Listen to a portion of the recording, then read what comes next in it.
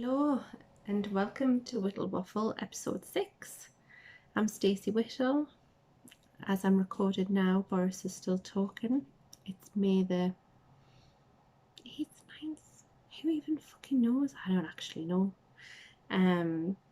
He has just released his new slogan for the upcoming weeks, which is it's be pure, be vigilant, stay alert.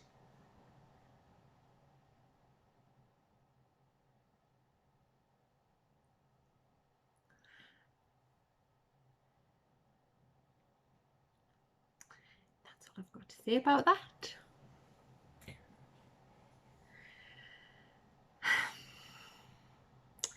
I can't help thinking about that bit in Red Dwarf, you know, where Rimmer asks Crichton to step up the alert, and Crichton says, "Are you sure you want to do that, sir? It does mean changing the bulb." And Red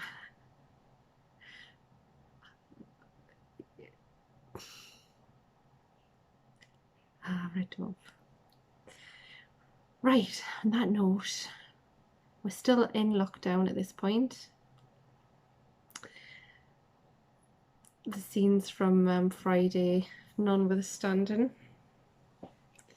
So we haven't obviously been anywhere or done much apart from not sleep because I have a toddler from hell, and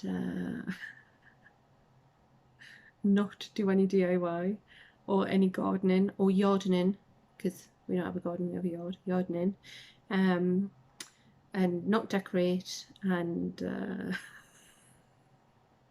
I don't know what we do. It just seems to me like there's like I catch my breath and it's time for us to make another meal, and that's it. But I have got through a surprising amount of stuff since the last time we talked.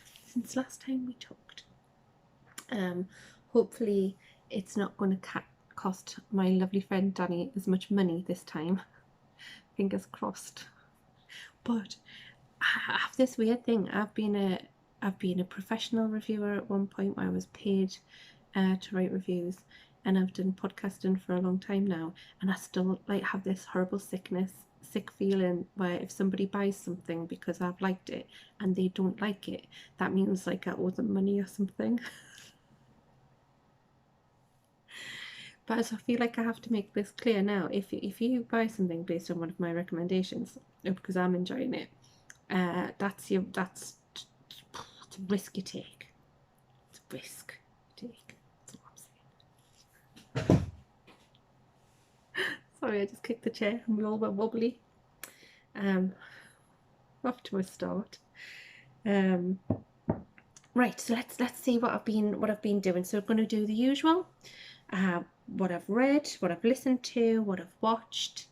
I don't think there's any other geeky stuff this week. I don't think so. Knitting and spinning at the end. So let's get started. What have I read? Not 2000 AD, because they're not coming.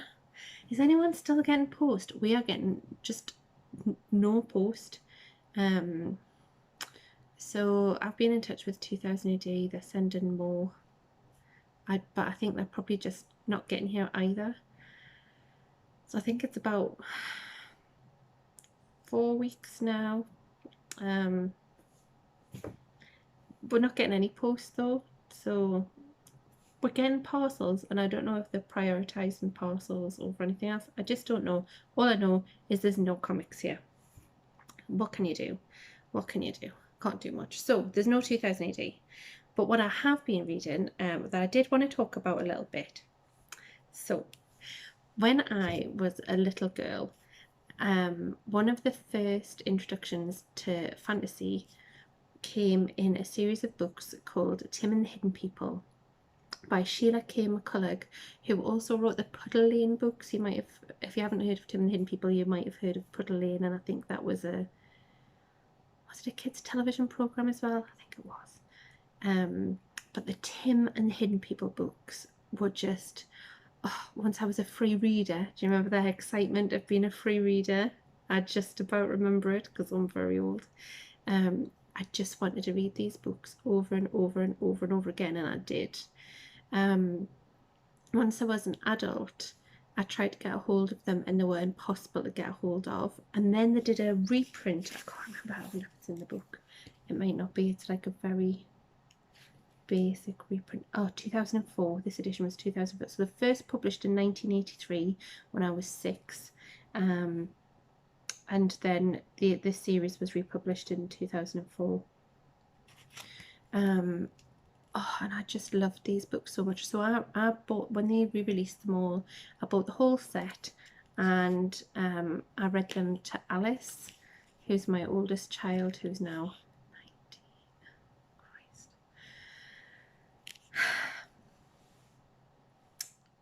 When she was a little girl, and then I read them to my middle child, and I've just started reading them to the baby at bedtime, and I'm just getting so much joy out of it, the same way I did when I read them to the other two, and they're just wonderful. And the basic premise to the story is there's a young boy called Tim, and I'm sure I've talked about these a little bit before, but he's a young boy called Tim, and he finds a silver key one day, and then he can suddenly see this these people called the hidden people, who are invisible to most ordinary folk. So you get ordinary folk like me and you get hidden people who can't be seen, and then you get strange ones who have a parent from each, and so they're not they don't tend to be invisible, but they can see hidden people. So you get those three, but there's all sorts of different things in the hidden people. There's the wild witches and the wind witches and the people of the moonlight and the people of the moors. And one of the things that really captured my imagination when I was a young'un was the nightmares, with a night with an N-I-G-H-T as in nighttime, mares, M-A-R-E-S, who are horses that only come out at night, and you can ride the nightmares to where you want to go if you can see them, and if you have a silver bridle to harness them. So all of these fantastic ideas. The book that probably stuck in my head the most, which is this one, The Wild Witches and the Talisman. Sorry, there's the ring. The reason why I can't wear my glasses there, right in the thing. This, I can't do anything about it, sorry. This cover. At this point, this is one of the later books. I think there's 8. Tim has a friend called Jessica, and she is the main protagonist in this book, and I think that's maybe why I loved it so much. Also, Tim is a very working class child, and so there was definite sort of recognition, representation in that part of the reason why I loved it, but mostly just the idea of putting the silver key around your neck and being able to see this whole new other world that nobody else can see, and go on these adventures. And there's just so much to them, and I just love them so much. They also, when you're reading them at school, the flight path to reading sometimes look like this, just for anybody else who might be nostalgic and love these books as much as I did. Here, I did buy this one off eBay before I managed to get the collected ones, so that the books were broken down and they're all lovely and illustrated. The illustrations are by Rav, God, it's nearly gone, Mutimer. Can I say Ray Mutimer? Ray Mutimer. And I do just, they're just so nice. Although they were 1983, there's something very 70s about them, I think. I just love them. That's Mr. Penny and Tim. Mr. Penny runs the grocery store, and these are haversacks. Not rucksacks, haversacks. Yeah.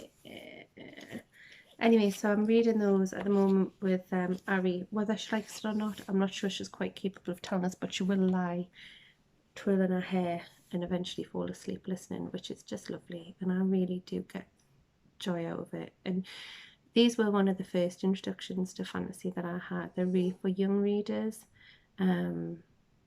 and so that will always have a very special place in my heart. So that's that. The other thing that I've read, sorry, I keep looking down because I've got my notes down there. The other thing that I read is for my works book group, which I run, is I've read The Mysterious Affair at Styles, which was Agatha Christie's very first book, and starring Poirot and Hastings. And I really enjoyed that. I don't know if I've ever mentioned, but I'm a massive Agatha Christie fan, huge, and I've read as many of her books as I can get my hands on. I particularly love Miss Marple, I have to say, and I have an addiction to all of the TV versions of her as well. I particularly love Geraldine McEwen as Miss Marple.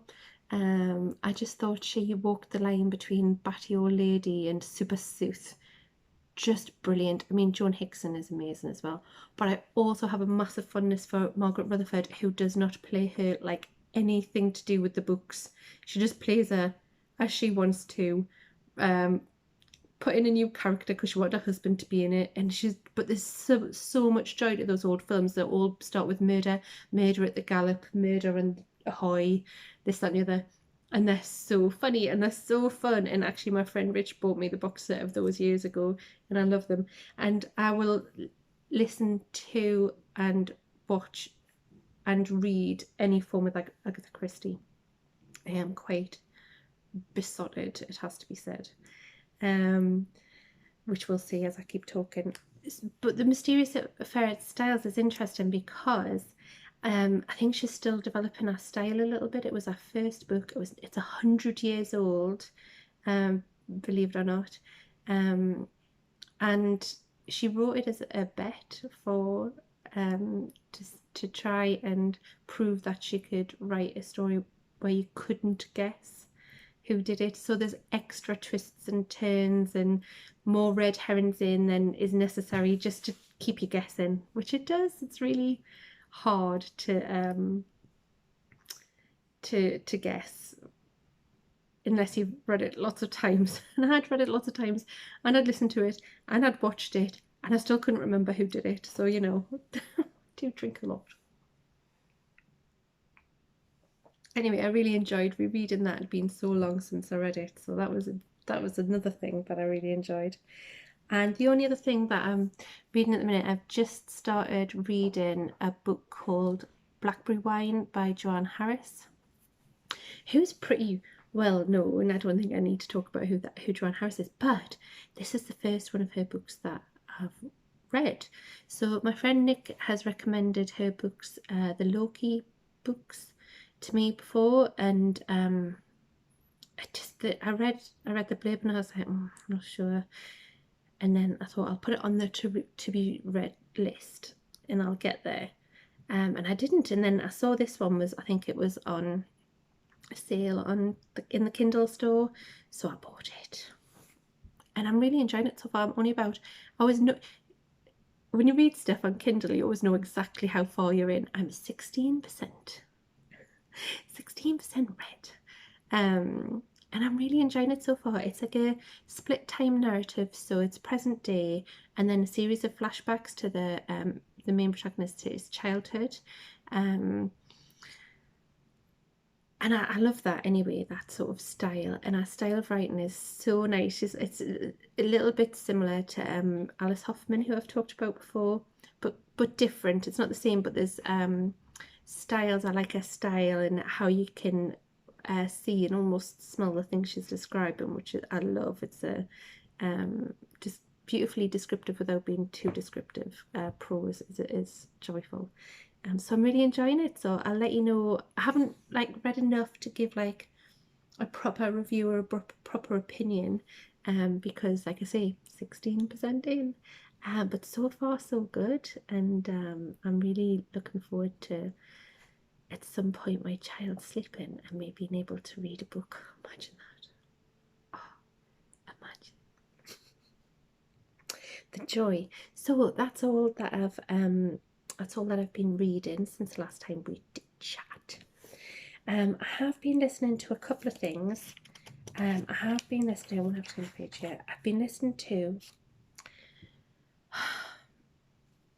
Dirk Gently's Holistic Detective Agency. Now, this is one of my most favourite books in the whole world.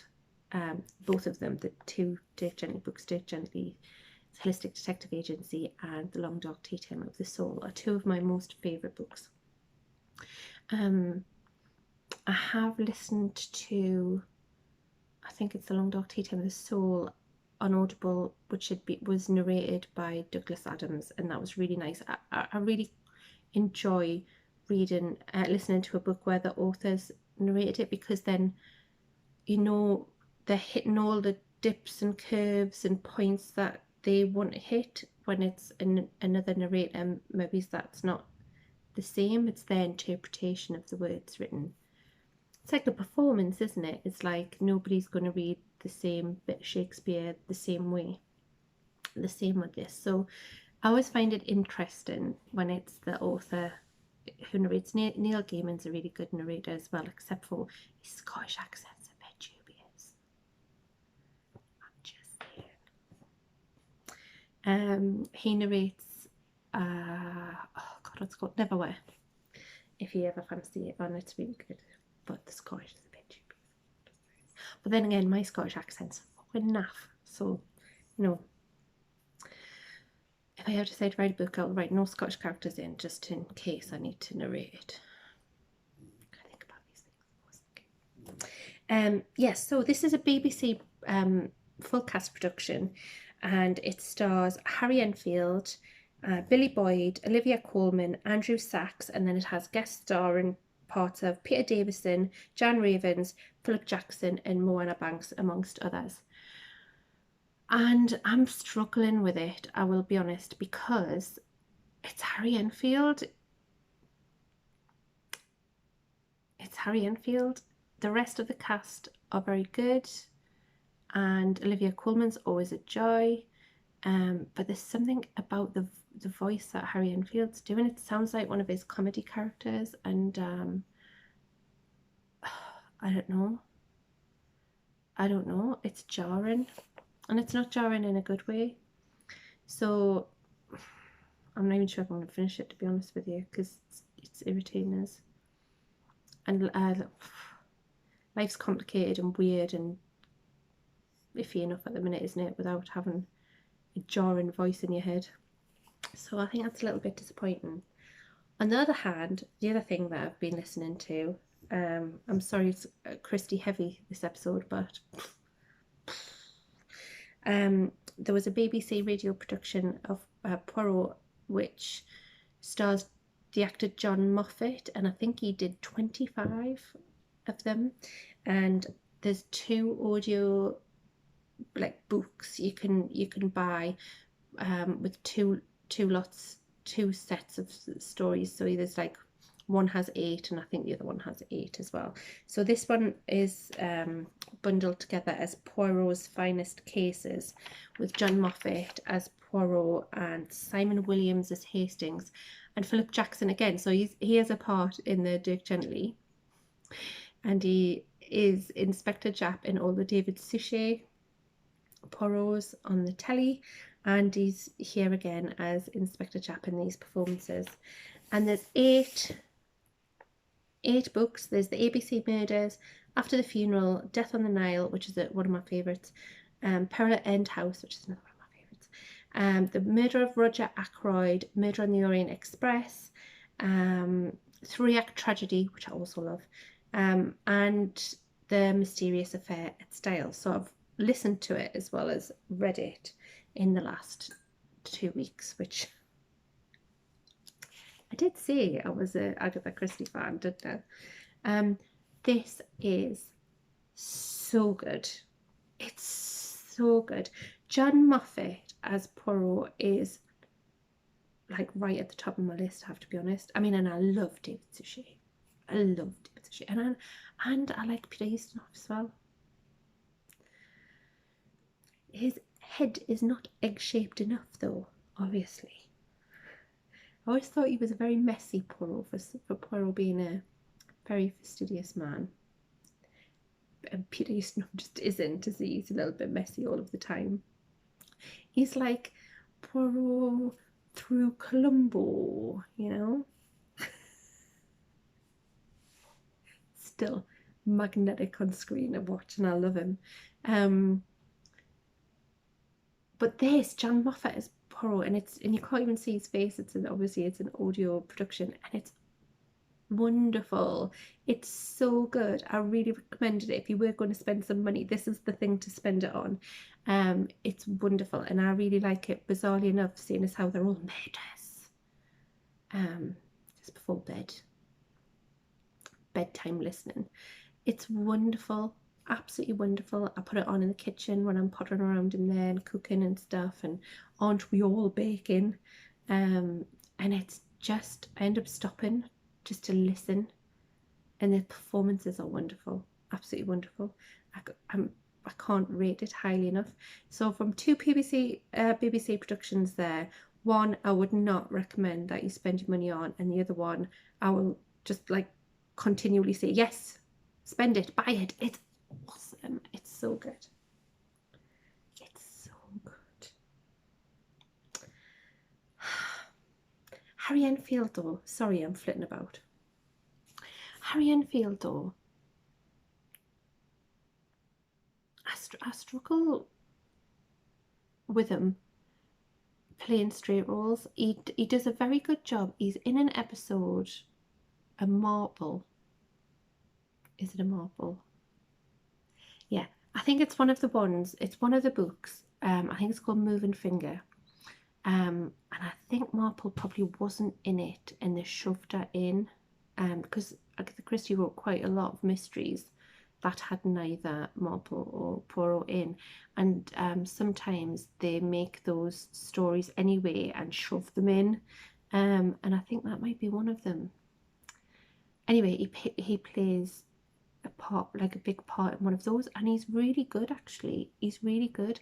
But in this Dirk Gently, he's doing this like sort of weird gruff voice that is reminiscent of Tory Boy. Do you remember Tory Boy from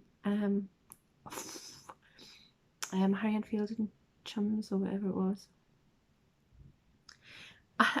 And when he's doing characters like that, he's hilarious. He's fantastic. But I think there's just something about this weird voice that he's chosen, and it's a weirdly intimate experience listening to a book being narrated to you. It's weirdly intimate, and if it's not quite right, it's much more noticeable than if you're reading a book and there's little bits that are a bit like not as well written as others and stuff. You can skim past it, but when it's in your ear,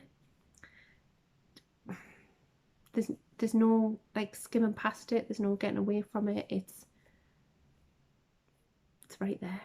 So it's disappointing. But then, you know, maybe I've read and listened to that book enough now. Maybe I should listen to or read a new thing. Imagine that. I have so many new books. Anyway, I think that might be it from what I've listened to and what I've read. Yes, that's it. There's an awful lot coming up of what I've watched. And if I think it's going to be too much, then I might skip something on and talk about it next time. I do feel like I need to point out that my hair isn't filthy. I've got like a coconut oil treatment on it to try and calm it. It's just, is anybody else's hair just like, mine's just grown out? It's massive. It's like this big. So I've just put the coconut oil on to try and like calm it down. You don't care. I don't care. I'm not talking about this for. It's just in case you thought I was really scruffy. I'm not. Well, no more than usual. Right, so number one, the Agatha Christie special, although this is not actually Agatha Christie, is we watched Knives Out, the movie, with Daniel Craig. Actually, it's an all-star cast. There's Daniel Craig, there's Jamie Lee Curtis, there's Christopher Plummer, there's Chris Evans. I'm trying to think who else is in it.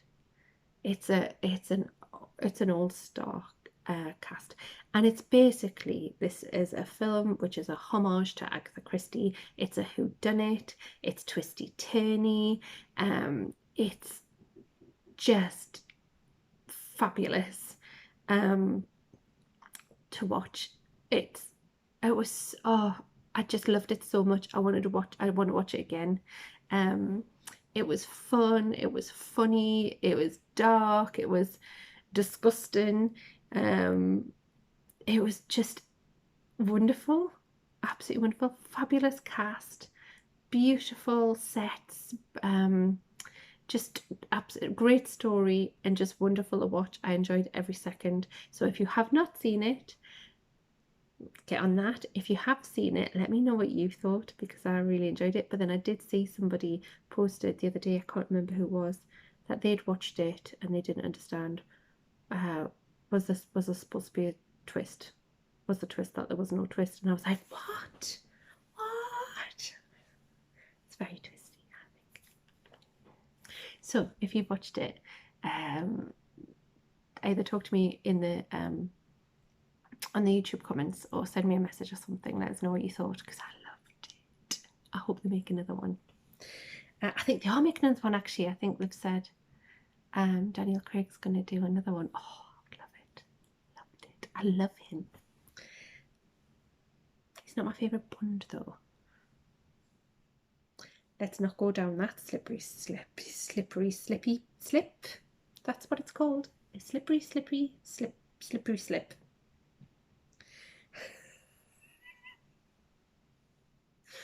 Right. Finished watching season 1 of Future Man. This is absolutely bonkers, hilarious, laugh out loud, cringe, wonderful, stupid, inventive, geeky television. Why isn't everyone talking about this? There's an episode that is basically the John Carpenter episode, which made us laugh so much. I like hurt myself. It was so funny. There was an episode set in the 80s with every single film reference you can think of chucked in there. The characters are brilliant and mental and flawed, deeply flawed. And the premise is stupid. But it's enough to hang it on. The premise, I think I mentioned last time, is that in the future there's a resistance against biotics, so all humans are now perfect, and if you're not taking the drugs to make you perfect, then you'll be killed. So there's a resistance. I think they're basically anti-vaxxers, but we're supposed to be on their side. But they're taking away all choice, and you have to be perfect. So the resistance are being wiped out. So they send a video game to the past, which is present day, well, it's 2017, to try and find a savior. So to beat the game, which is almost impossible to beat, you have to be this ultimate warrior. So this poor little nerdy guy plays this game for hours and hours. It's his whole life. Wins the game, and they turn up expecting a warrior, and it's basically the plot to The Last Starfighter, which they reference immediately. And he's just a little nerd. An awesome, lovely little nerd, but little nerd nonetheless. He's a janitor. And then hilarity ensues as he does try and actually be the saviour that they need him to be. And it's so funny. It's so funny. There's a time hopping element to it. There's a massive, lovely sci-fi element to it. There's all of these TV and movie references. It's just a geek fest. It's just a wonderful, balmy geek fest. The one thing I will say is I have a mild sick phobia, so I can't cope with people being sick, and I can't actually cope with myself being sick. People have it worse than I do, because I snock rate. My sister is a little bit the same. Is it my sister? Is it you, Kel? I can't remember. But I've had to put my hands over my ears and not look a couple of times, because there's a lot of vom. It's very, very inappropriate as well. So like they say terrible things and do terrible things. Nothing seems to be off limits, and it's just joyful. Joyful's not the right word. It's so fucking naughty. It's really naughty. I love it. So we just finished season 1 last night, and I can't wait. There's 3 seasons, I think. So I'm so excited for the next one. And the cast is pretty much unknown to me. And I recognise Ed Begley Jr. And that's about it. Oh, there was a cameo from the girl who plays Daisy in Bones. That's about it. I don't recognise the cast. I think the main lead is somebody from a teenage movie like The Hunger Games or Twilight. I don't know. He's from that apparently. I can't remember his name even. But he's lovely. Oh, I love them. So yes, highly recommended. Future Man. It's hilarious. And don't we all need a bit of hilarity at the minute? The complete opposite. Well, I suppose. We also watched Afterlife season 2 in the last couple of weeks. So Ricky Gervais is an extremely Marmite person, isn't he? I either tend to love him or hate him, and I do neither actually. I'm the same about Marmite, to be honest. I don't love it, but I don't hate it. I have to be in the mood for it, which is how I feel about Ricky Gervais as well, actually. This is such an odd thing for Ricky Gervais to be in, because the first series he was very angry through it all, and without giving too much away, the first series, the character who Ricky Gervais plays, I think it's called Tony, his wife had died of cancer, and he was not coping. He's in a very bad place. He's very, very, very angry, and he does trigger warning, attempt suicide several times, and each time he's rescued by his dog, believe it or not. But because he's so angry, he decides that he's just like going to say anything that he thinks to anybody, and it causes a lot of comedy. It's very funny, but it's also sad. And this, at the end of that episode, he decides he does want to live, but he's going to try hard to be less angry. And so this series, what you have is him actually just being more sad. And there's just some wonderful performances by Joe Wilkinson, who is, I've only ever seen him in 8 out of 10 Cats Do Countdown, but he's really good in this, creepy and adorable. And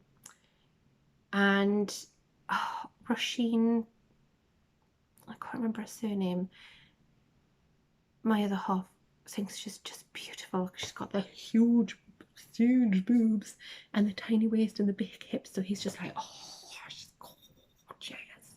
She's lush in it as well. So he's actually surrounded by lovely, lovely people. Penelope Wilton as well. Not to mention his work colleagues, who one of them,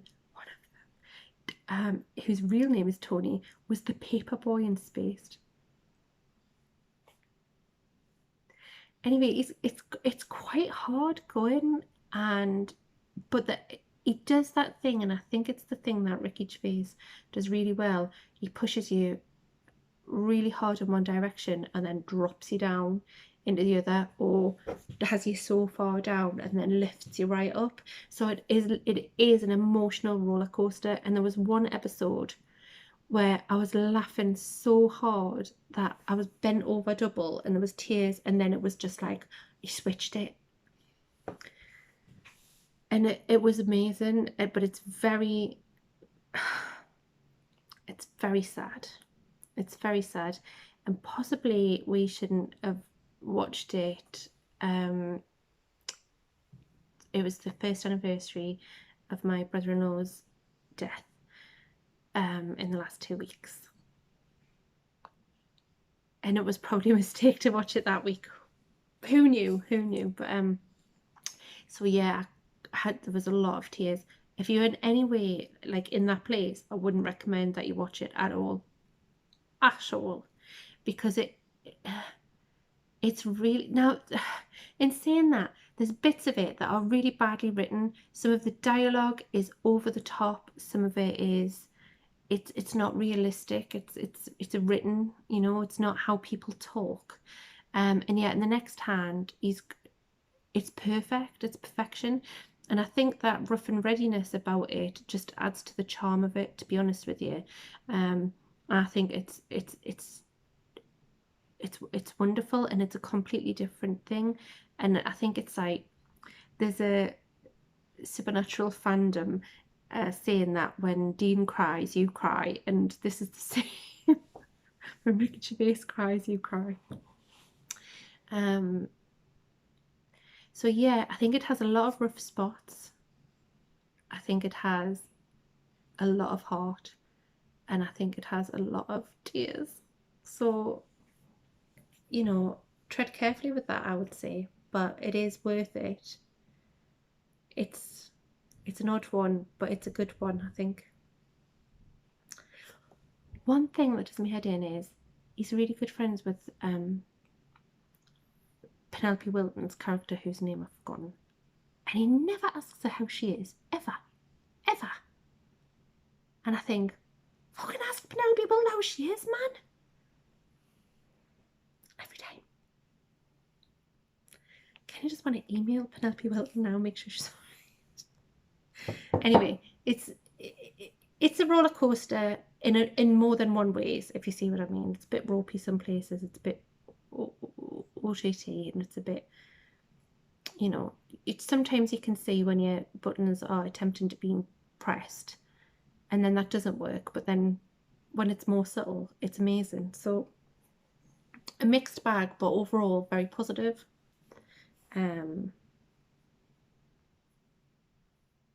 There's that. The other thing we watched now last Friday night, it was my choice, and I wanted to rewatch Spaced. It's been a long time since I've watched it all the way through, and it's an absolute favourite. If only I'd waited a week because Channel 4 showed the whole series on Friday night just gone, and Edgar Wright live tweeted it. So obviously all the tweets are there if you want to go and have a look at them. There's some interesting tidbits and things. What can you do? I wasn't going to watch it all again. We watched both series in 2 days. Watched one series one night, one the next. And oh my God, does that stand up. In fact, I think it might be even more perfect. It's just wonderful. So this was Simon Pegg and Jessica, she was Stevens at the time, Jessica Hind, Mark Heap, Nick Frost, Edgar, and directed by Edgar Wright, and it is just perfect. It's just perfect. And I think it's 25 years old now. Edgar Wright tweeted that he was 24 when they finished at the end of the first series. So he was 25, sorry. So he was 24 when they made the first. 24. And they do look really young, really young. I'm even more in love with Marcia than I was before. She is absolutely my favourite character. If you have never seen Spaced, like, what are you doing watching me? Go and watch Spaced right now. It's brilliant. It's two people, Tim and Daisy, who have only met each other for coffees in a cafe, are both looking for somewhere else to live. Tim because his girlfriend's split up with him, and Daisy because she wants to get out of the squat that she's living in. And they both looking for a reasonably priced flat in London, which doesn't exist, and they finally found one, but they had to be a professional couple, so they pretend to be a couple so they can get the flat. And Marcia is their landlady, and Marky, playing Brian, is the artist downstairs.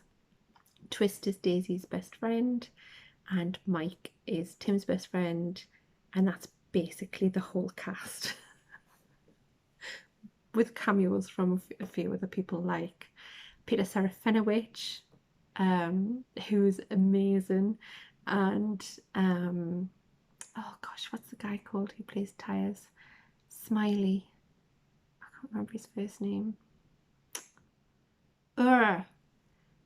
Anyway, fantastic. It's absolutely wonderful. There's an episode in the first series, and I think it's called Art, that has guest stars David Williams in drag, playing a character called Vulva, and Paul Kay, who's also in Afterlife. All of my things are crossing over. It's weird. Anyway, yeah, Paul Kay, who plays a character called Hoover.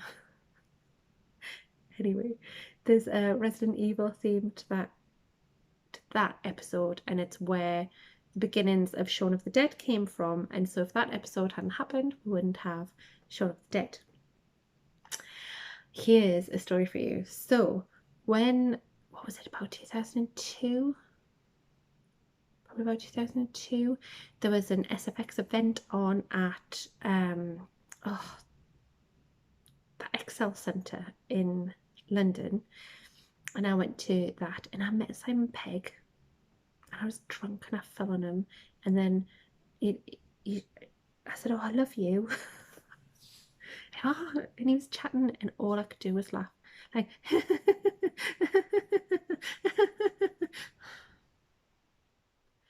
but the cool thing was, they were just starting to do test makeup for Shaun of the Dead at that time, and he had all the test makeup on his phone. Now at that point, like, the camera phone was brand new. It was a flip phone, camera phone, and he had all these photos on his phone, which, number one, blew my mind because I'd never seen a camera phone.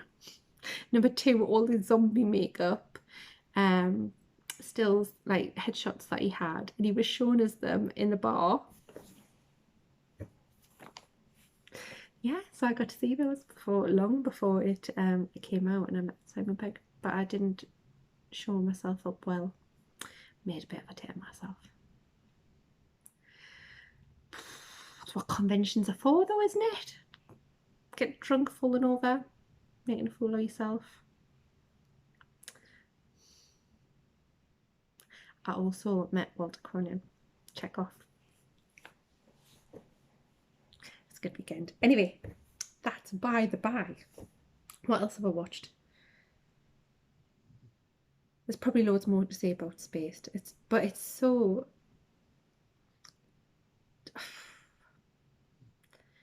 There's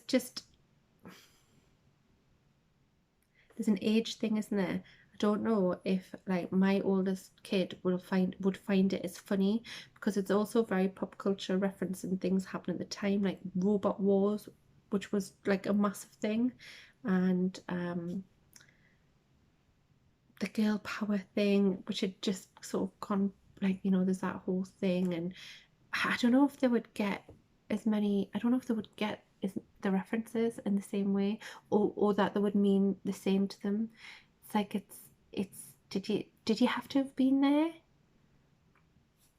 Maybe you did. I wonder if it's like for example, my cousin Chris had never seen Top Gun until he was an adult, and he just thought it was shit. And I've also heard this about people who didn't watch the Goonies when they were a kid, and they think it's shit. They just don't understand what the fuss is. And the other thing I can think of that I showed my friend's young daughter, we had like a girls' night in, and how old would she have been? About 13 or 14, and watched Labyrinth for the first time, and they thought it was disgusting. They thought that David Bowie was a pedo. They're like, "Hey, what's he doing? What's he want to be with? Look how young she is. Look how old he is." And I'm like, "He's not old. He's David Bowie."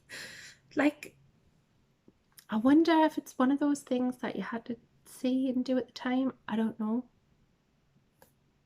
I didn't think that Top Gun was one of those films, but then I watched it when I was a kid, so, like, or when I was much younger, and I love it. Tom Cruise.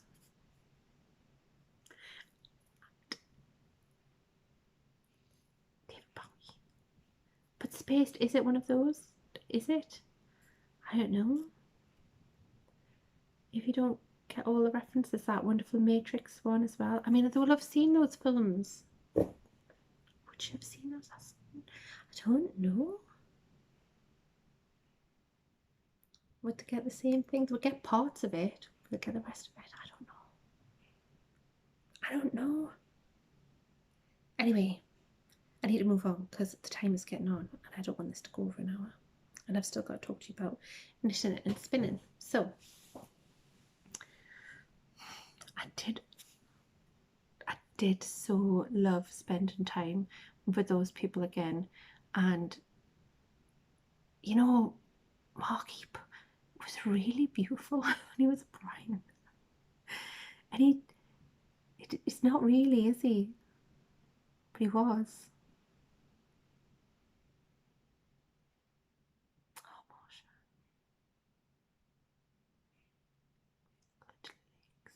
Anyway, right. I have been knitting on, I think I showed you this last time. I have not done much on the little baby lacy cardie from Labours of Love that I was knitting last time. I had to pull it out, I had to redo it. I've still only got about this much done. It's getting right on my tits. It needs serious concentration, so it means that I can't, if I'm listening to an audiobook I can knit on it, but if I'm watching something on the telly I can't. So it's not getting a lot of work done on it, but I will get back there.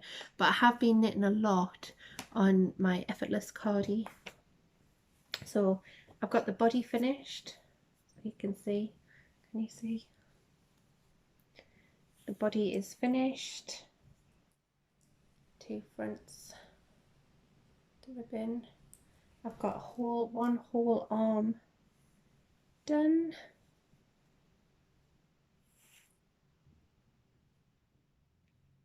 And I have started the second arm. You can see my needles are in here. And if I can put it on so you can see a little bit better.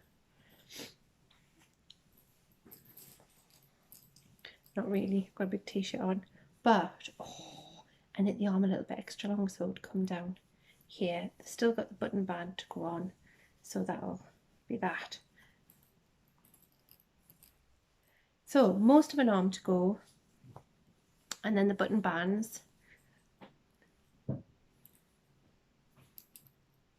It's lovely, this wool. It's Rowan Pure Life, and the pattern is called the Effortless Cardi by Lion Brand Yarn. It's a free pattern that you can download from Ravelry, or if you go, I think if you go to the Lion Brand website and search Effortless Cardi, you'll find it there. So I'm just really enjoying it because it's all just, I mean, sleeves, when you knit in the round, so that means you've got a circle and the circle is connected. So when you knit to get a stocking stitch, which usually if you're knitting flat like I was for the body, it's knit one row, purl the next row, knit a row, purl the next row. But when you're knitting stocking stitch in the round, in a circle, in a tube, it's just knit, so you don't have to purl, which means you can go a little bit faster. Look like I'm giving you the V's, don't I? My needles. So you just knit round and round and round and round. So it means that I've knit it on Zoom calls, and I had some webinars this week at work and I knit through them. It helps me concentrate if I've got something to do with my hands. So round and round knitting is perfect. And it's lovely. I can't wait to have it. It's like this let me see, is it just blown out? Speckled, maybe if I show you the ball. Yeah, two-tone sort of humbug. And it's so soft, but a little bit woolly still as well. So the plan for it is I've got to finish the sleeve. I knit the second biggest size, I think, because I have bazookas and quarantined them. Who cares? And it's the second biggest size. I've got the button band still to do. Now in the pattern it tells you to knit 2 pockets, just knit a square basically and sew it on, and that gives you a pocket. But I'm not going to do that because I think sewing on is not my forte. Everything I ever sew is wonky.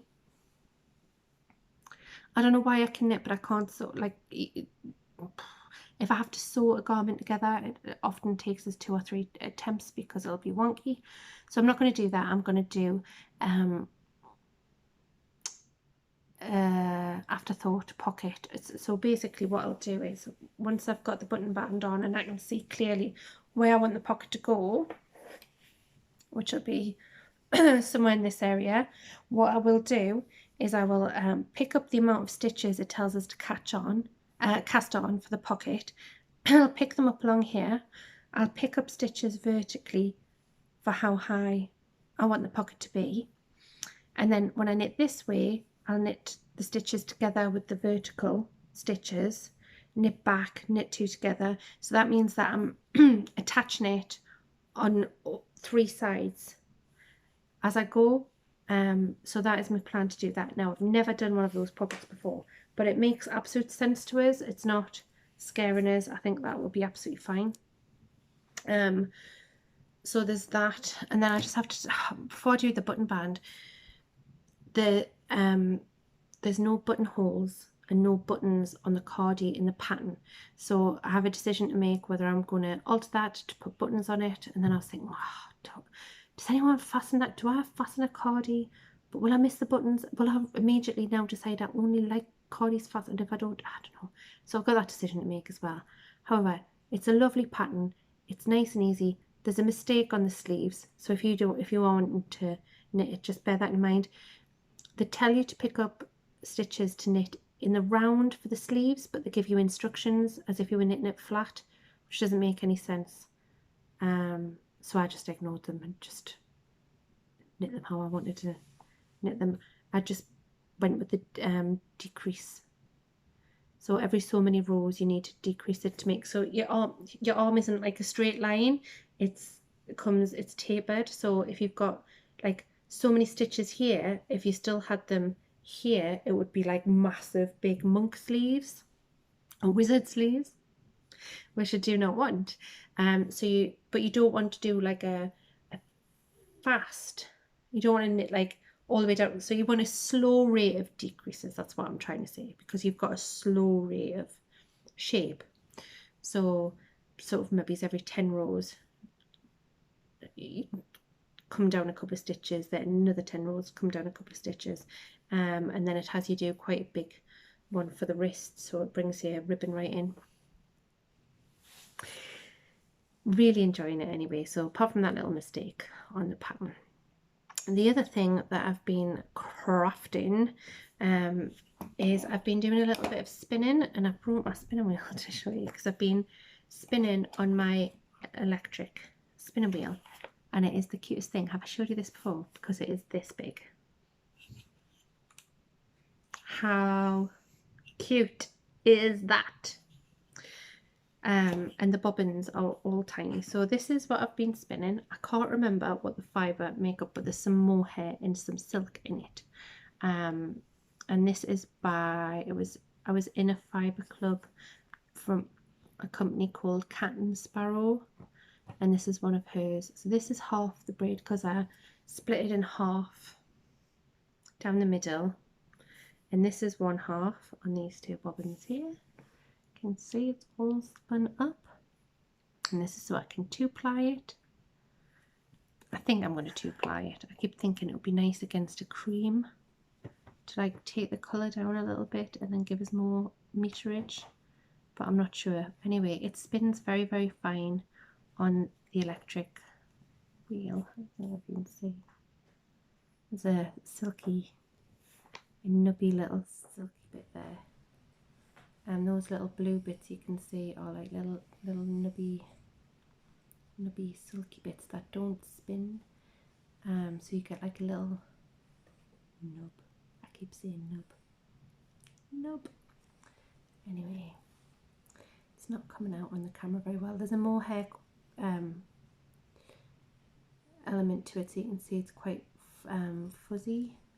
I think it's gorgeous. It's been a bit of a pain to spin. It has broken quite a lot, so it's a little bit thick and thin, but it should even out quite a lot when it's let's see, a big pink silk, sorry about that, It should even out when I apply it. So these are the singles. So I've got all of this still to go. I've got one of the on the you can see it here.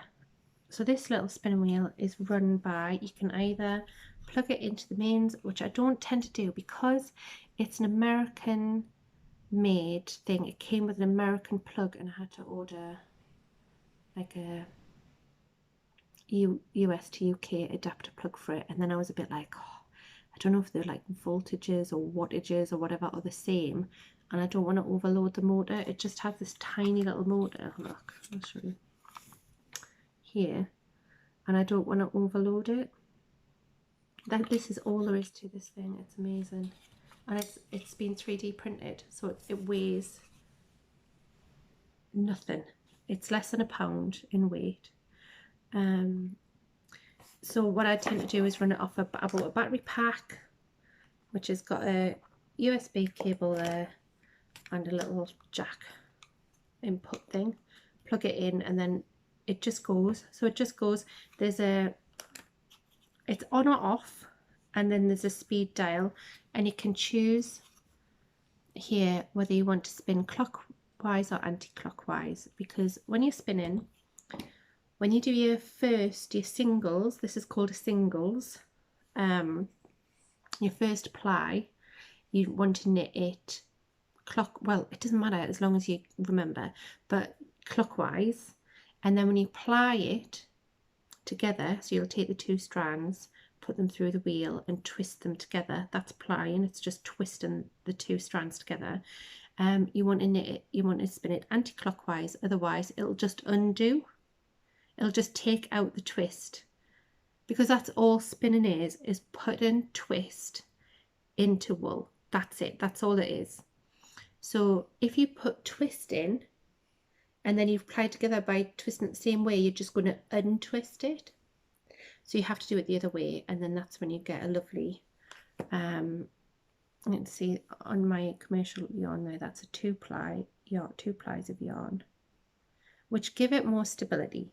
So if you can knit with it just as a singles like this, but it's not very strong and it will snap and come apart quite a lot, and also it'll cause a lot of like bubbling. So if if you've ever had a top where your arms rub here, it gets a lot of wear and rubbing, and it creates a lot of like what's that called, little bubbles, and it's more likely to do that if it's just a single ply, whereas if you have a plied yarn and you take the two together, it gives it a more strength because there's more of it to wear away. Every hand gesture I'm doing looks disgusting. So yeah, so this little thing is amazing. Now, e-spinners are generally very expensive. We're talking between £500 and £1,000. This one, because it's 3D printed and it's so tiny, it's about £100. So it's $110. I bought it. It went on a Kickstarter, and I pledged really early, so I got mine for only I think it was $95 or £95 it converted at, and I got 7 bobbins, and I got what else did I get? The adapter so that I can use a battery pack, and there was something else I got as well. I can't remember what it was. These are not the these hooks are not the ones it came with. It come with these little metal hooks, and they used to drive us mental because it was like a spring and the yarn would get caught up in it all the time, and then it just wouldn't spin. If it's cold, it just won't spin. So somebody was 3D printing these in this country for a couple of quid, so they've been loads better. I'm really happy with it. It's taken some getting used to. It doesn't spin like my big wooden wheel at all. It's a completely different experience making it work, but It's great. So I've been having, periodically I have back issues and my back is really aching at the moment. I don't know if it's because I'm sitting down more. I'm definitely not doing as much exercise. I used to do at least, between 8 and 10,000 steps every day. I'm lucky if it's 2,000 steps a day. So I don't know if it's that, but my back's not great. So treadling on my wheel, just can't do it. So this has been a little godsend, and I'd forgotten how much I'd liked it. So I've been spinning on this. So I will do a little video hopefully about it and show you it in more depth, and then I'll just put that on the blog, but I need Dutton to help us do that. So, but it's such a fab little thing. And it's called an electric eel wheel, EEW Nano. And he is going to be kickstarting another one in the next month or so, which is a bit bigger, and it's going to be more expensive. It's more sturdy, it's got a bigger motor, it's got much bigger bobbins, so it'll take, it's American, so it's like 8 ounce or something, rather than, which is about 225 grams, rather than this one, which holds only about 50 grams. And I'm really interested in that. It's going to be about $260 at the moment, so it just depends, because it's a big investment, and I have already got the little wheel and the big wheel. I don't really need another one.